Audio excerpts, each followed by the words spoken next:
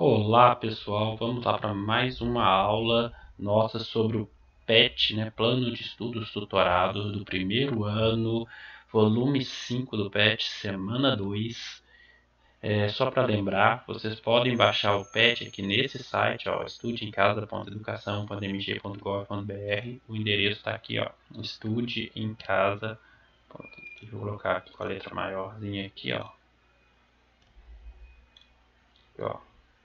Estudeemcasa.educacão.mg.gov.br. E aí, se você colocar barra pets, barra ensino médio, você vai direto lá na página para baixar eles. Você pode só entrar no site também, .gov.br. Aí tá aqui nessa página de início, né? Aí você pode clicar ou aqui do lado do plano de estudo doutorado ou vir direto aqui também, né, do ensino médio. E aqui vai ter todos os patches, ó. Ensino médio regular diurno, ensino médio regular noturno, integral, profissional, específico, simulado no Enem. E aí começa. Acabou o volume 5, aí tem o volume 4, tem tudo aqui, volume 3, 2, 1, tudo aqui, tá? Então é só entrar nesse site e você pode baixar. Outro aviso também que eu queria dar é, aí embaixo na descrição do vídeo você pode encontrar esse arquivo aqui que é eu que fiz, que com as resoluções, né, de todos os exercícios do PET até o volume 4. Aqui, ó, ele está organizado primeiro por ano, primeiro ano, segundo ano, terceiro ano, e depois pelos volumes do PET, PET 1, PET 2, PET 3, PET 4 e pela semana, tá? Aqui, ó. Aí você quer encontrar, basta você clicar aqui no índice, ó, quero ver a semana 3 do PET 3. Você clica aqui e você já vai lá para a página dele e tá aqui todos os exercícios com a resolução, beleza, gente? Então, né, tá lá o link para você baixar esse arquivo, tá aí na descrição do vídeo, tá? A semana de hoje, essa semana que a gente está estudando agora, a gente vai ver continuação da semana passada. O que a gente viu na semana passada?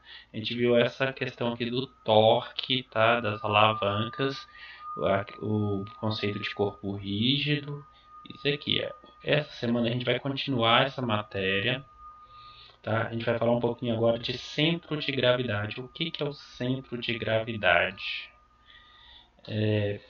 Seria aquele ponto que o corpo, que você consegue equilibrar o corpo para ele, né, não, para ele não cair, né, para ele não ficar bambo. Quer ver? Vou dar um exemplo aqui melhor. Pera aí. Aqui, olha. Imagina que você tem aqui essa caixa. Ela, supondo que esse bloco aqui ele seja todo homogêneo, todo feito de um mesmo material.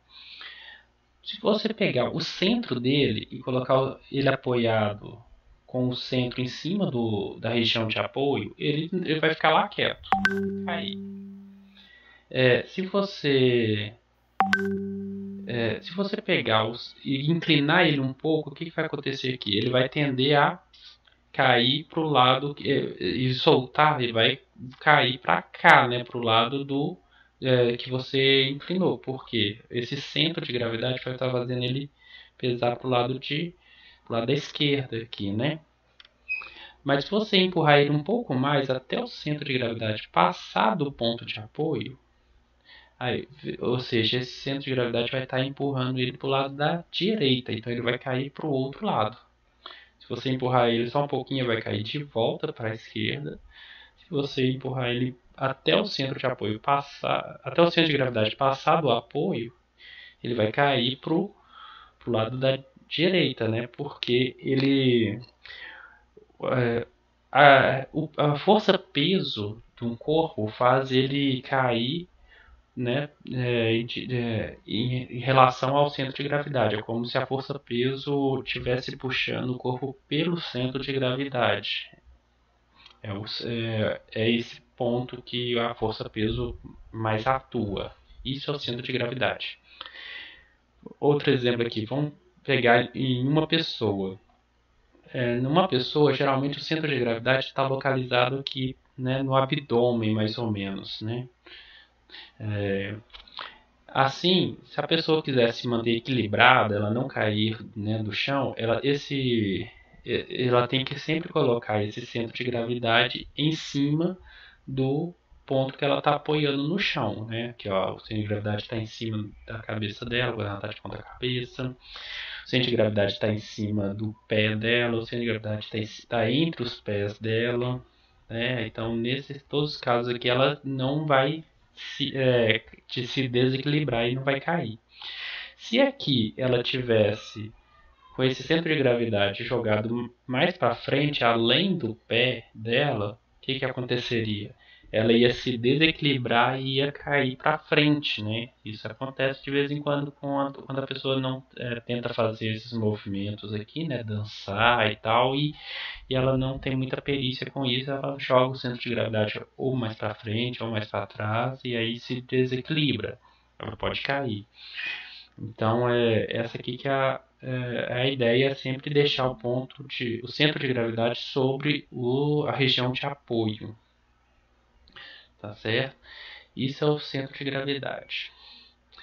E nós temos esse conceito e temos agora também o conceito de alavancas. O conceito de alavanca a gente viu na aula passada, né? Que seria, por exemplo, aqui, olha, se eu quero levantar aqui 20 quilos, por exemplo, mas quem vai fazer essa força é uma criança e tal, não tem condições de carregar 20 quilos no colo, né? O que ela faz? Né? Ela pode simplesmente fazer uma força de 5 quilos mais para, né, com uma distância maior, né? Então, 20 quilos. Aqui, ó, vou colocar aqui, ó, 20 quilos vezes 2 é a mesma coisa que 5 vezes 8. 20 vezes 2, 40. 5 vezes 8, 40. Então, ela fazendo essa força a uma distância 4 vezes maior aqui, ela consegue com uma força de 4 vezes menor levantar esses 20 quilos da mesma forma. Tá certo? Então, assim, isso é uma alavanca. Você consegue empurrar, você consegue fazer uma força em um ponto da alavanca que ela vai transformar essa força numa força maior ou menor em outro ponto da alavanca, né? Isso é alavanca, a gente já viu isso na aula passada, tá aqui um exemplo, olha, a força F1 e F2, distância D1 e D2, em relação ao ponto de apoio da alavanca. Essa força F1, ela é menor, tá vendo que o bloco é menor? É a força peso do bloco. Só que ela vezes essa distância D2 vai dar um torque, né, um momento de força igual a essa aqui, ó, força maior, só que distância menor. E aí eles vão se equilibrar. Aqui, ó, F1 vezes D1 menos F2 vezes D2 é igual a zero. Aí a alavanca não tende, não para um lado nem para o outro. E aí F1 vezes D1 é igual a F2 vezes D2. Se não fosse, se desequilibrasse, por exemplo, eu arredei esse bloco aqui um pouquinho para a direita, o que ia acontecer? Aí aqui não ia dar zero, aqui ia dar um valor diferente de zero, né? E aí essa alavanca ia tender aqui para a direita. E se eu arredasse esse bloco um pouquinho só para a esquerda, o que ia acontecer? Aqui também ia dar diferente de zero e ia tender para a esquerda. Deixa eu ver. Aqui tá que F1 e D1 é positivo, né? Então tá. Então se arredasse um pouquinho para cá, isso aqui ia ficar maior que isso. Aí esse resultado, e aqui ia dar um número positivo e ela ia gerar aqui no sentido anti-horário. Se arredasse para lá um pouquinho, isso aqui ia ficar maior que isso, e isso aqui tudo ia dar um número negativo, ela ia girar aqui no sentido horário. E aí, isso aqui é um tipo de alavanca. Nós temos, na verdade, né, nós podemos classificar as alavancas em três tipos. Tem as interfixas, as interpotentes e as interresistentes. Complicou, né? Mas a gente vai simplificar isso aqui, ó. Quer ver? É só você prestar atenção no... Deixa eu ver aqui.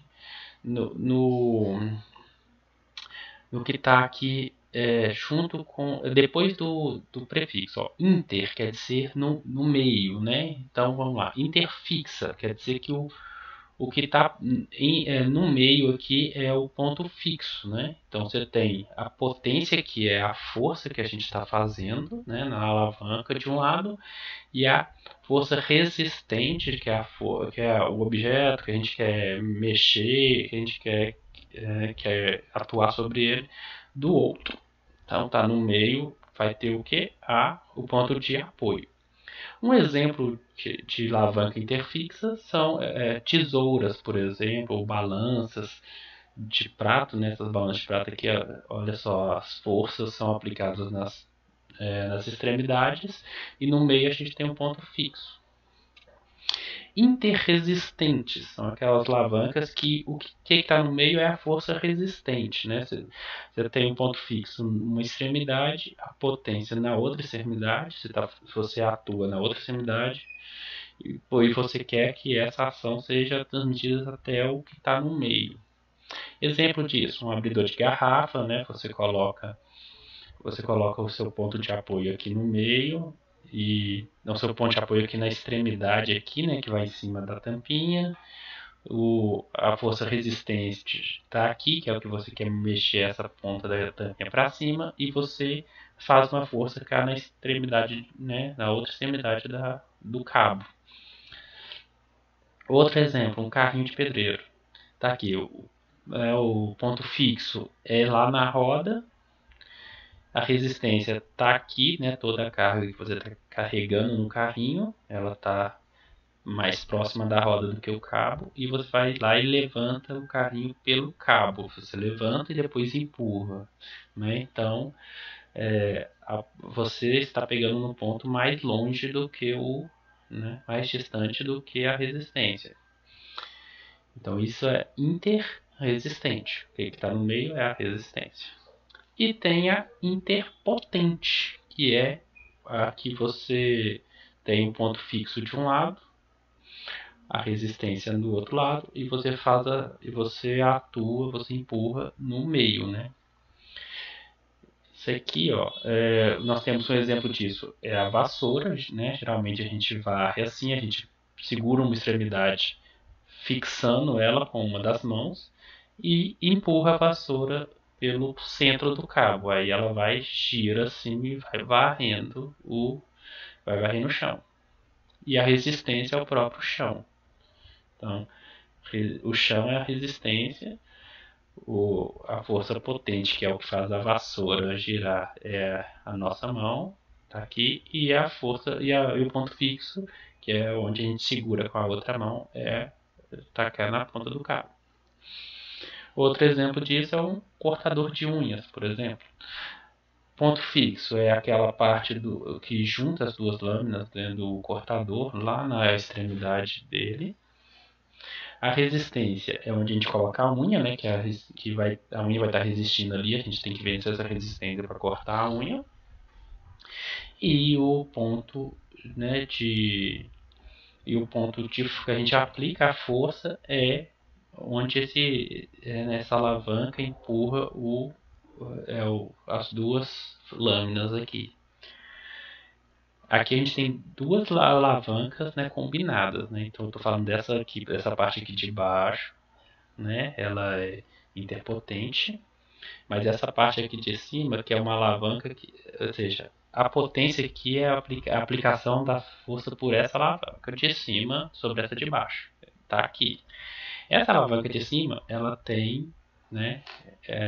Ela é uma alavanca interfixa, tá, gente? Então aqui a gente tem duas alavancas combinadas. Essa aqui embaixo, que é que é a que corta mesmo, ela é interpotente. Aqui, ó, essa de cima é interfixa porque se você aplica a força cá no cantinho, aqui no meio você tem essa parte que vai levantar, que é a resistente, e essa parte que está apoiada sobre a lâmina, ela é o ponto fixo.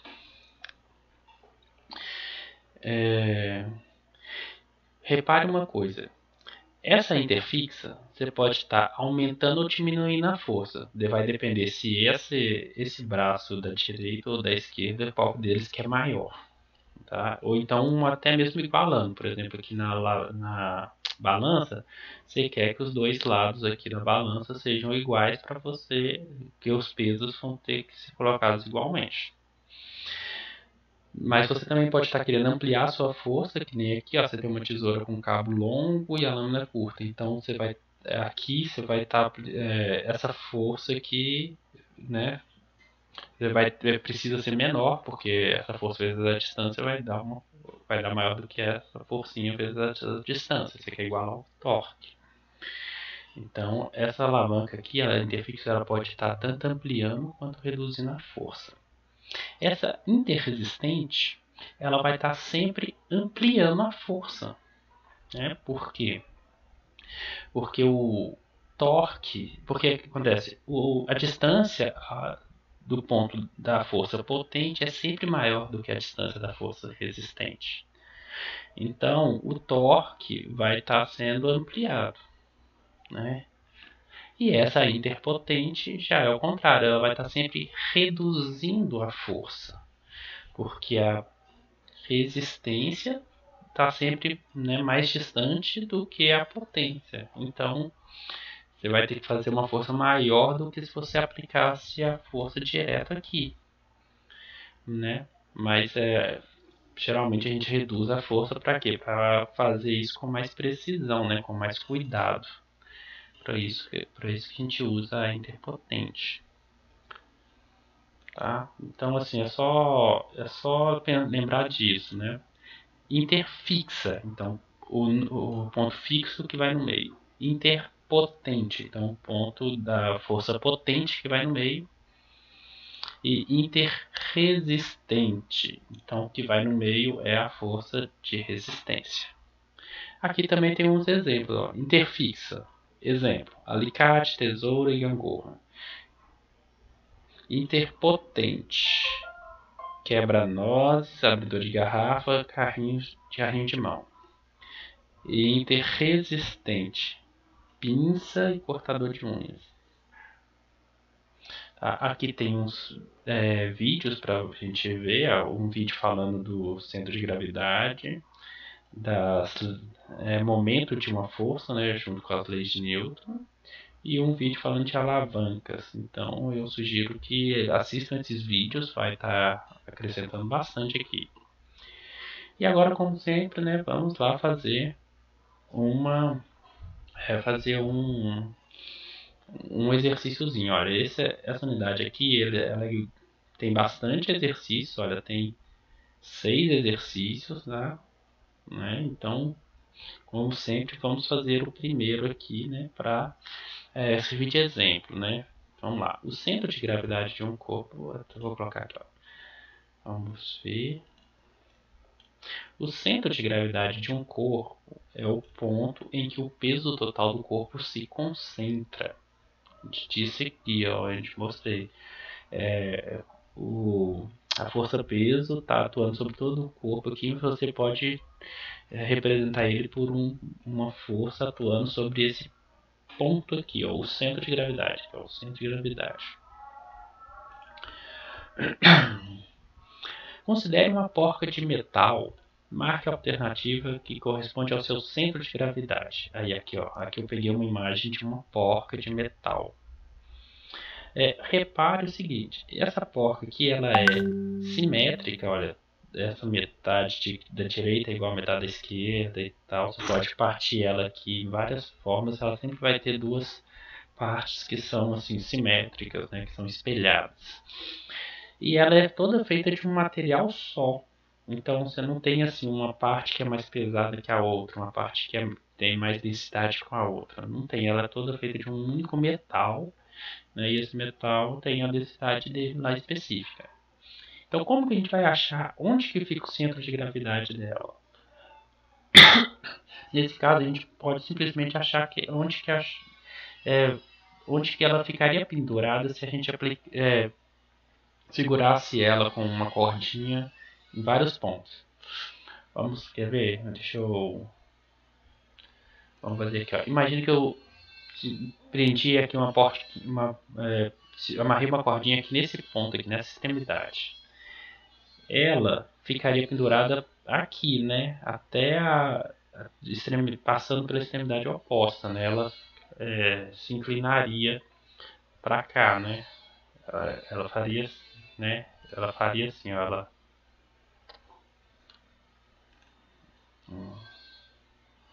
aqui, ó, ela se inclinaria. Ela faria isso aqui, né? Quer ver? Ela, ficaria aqui e essa linha aqui ficaria na vertical, né? Ficaria na vertical.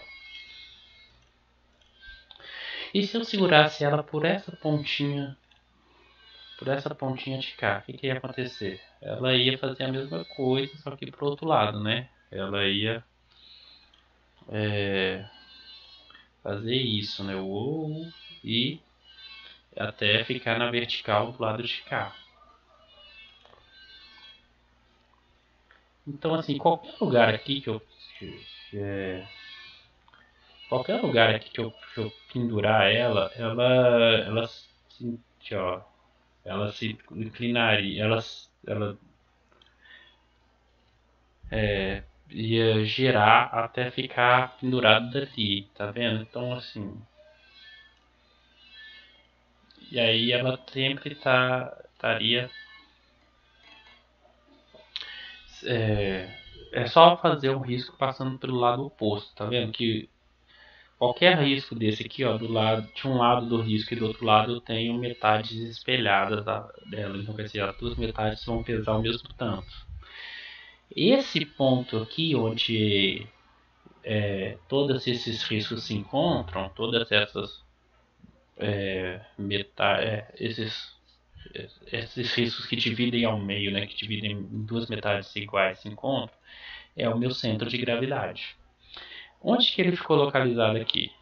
No centro do furo, né? Não é na lateral, não é na parte superior e não é na parte inferior, e nem na borda interna, é no centro de gravidade. Então, resposta correta no centro. Não, o centro de gravidade é no centro do furo. Beleza, gente? Beleza, fizemos um exercício sobre centro de gravidade. Vamos fazer, só para completar aqui, vamos fazer um sobre alavancas. Deixa eu ver, só um minuto. Voltando aqui, gente, vamos lá. Ó. Vamos fazer esse segundo exercício que ele é sobre torque, né, sobre a alavanca. Então vamos, que é o principal assunto dessa unidade. Então vamos lá. Chiquinha Gonzaga, a primeira mulher a regir uma orquestra no Brasil, foi também excelente pianista. Interessante, falando da cultura nacional. Se você conhece Chiquinha Gonzaga, você já sabe que foi uma grande mulher, né, no Brasil, né, um grande nome para a nossa cultura. E se não sabe, procure saber, porque pode ver que ela realmente foi muito importante, foi muito legal. É muito legal estudar um pouco mais sobre ela. Mas vamos lá ver. Embora um piano possua cordas, ele é classificado como um instrumento de percussão, já que cada corda é golpeada por um pequeno martelo. Individualmente, cada tecla é uma alavanca apoiada entre os extremos. Portanto, a pianista pressiona com o dedo um dos extremos da alavanca e o outro extremo exerce uma força sobre o mecanismo que aciona o pequeno martelo, como mostra a figura. Então, como é que funciona aqui um piano? Você pressiona aqui, né, o pianista pressiona aqui a alavanca para baixo, né, e aqui a alavanca vai pressionar o martelo para cima. Como que chama? Qual tipo de alavanca que é? Ó, eu tenho a interfixa, interpotente e resistente. É só olhar o que está no meio. O que está no meio é o ponto de apoio. Então essa alavanca ela é interfixa, né? Que é o ponto fixo dela que está no meio. Então é uma alavanca interfixa. Considerando as dimensões indicadas na tecla, representada na figura, aqui, ó, o dedo você pressiona a 21 centímetros do ponto de apoio e a ação está a 14 centímetros aqui. Considere. Ao se aplicar com o dedo uma força vertical de intensidade de 2 newtons, então essa força com o dedo aqui é de 2 newtons, transfere-se ao mecanismo do martelo uma força vertical voltada para cima de intensidade. Quanto que dá, a gente vamos ver. Ó. 2 newtons vezes 21 é o torque que eu faço do lado de cá. E o que eu quero achar, né, o x vezes 14 é o torque do lado de cá. Então, esse ponto aqui ele vai ser, né, de igual valor do torque. Esse torque de cá vai ser de igual valor ao torque de cá, né? Vamos ver aqui, ó. Então, 2 vezes 21, né? Essa força de 2 vezes 21 vai ser igual ao x vezes 14. Essa força de cá, x vezes 14. Passando o 14 para o outro lado aqui, eu vou ter que 2 vezes 21 dividido por 14 é o meu x. Aí tem várias formas de simplificar essa divisão, né? Eu coloquei aqui, né? Esse aqui 21 e 14 são múltiplos de 7, então eu coloquei 21 é 3 vezes 7, e 14 é 2 vezes 7. Corta 2 com 2, corta 7 com 7, sobrou 3, né? Então a minha força X é igual a 3 newtons, né? Pode ver que ela foi amplificada, né? De 2 de um lado, a força 3 do outro, porque essa distância daqui é maior que essa. Essa distância daqui é maior que essa, então aqui só 2 newtons e aqui deu 3 newtons. Deu uma amplificada na força. Resposta certa, letra C, 3 newtons. Beleza, gente? Então, lembre-se que essa resolução dos PETs até o volume 4, né, tá na descrição aí embaixo, tá? E fiquem bem, fiquem em casa o máximo que puderem. A gente se vê na próxima aula. Até mais.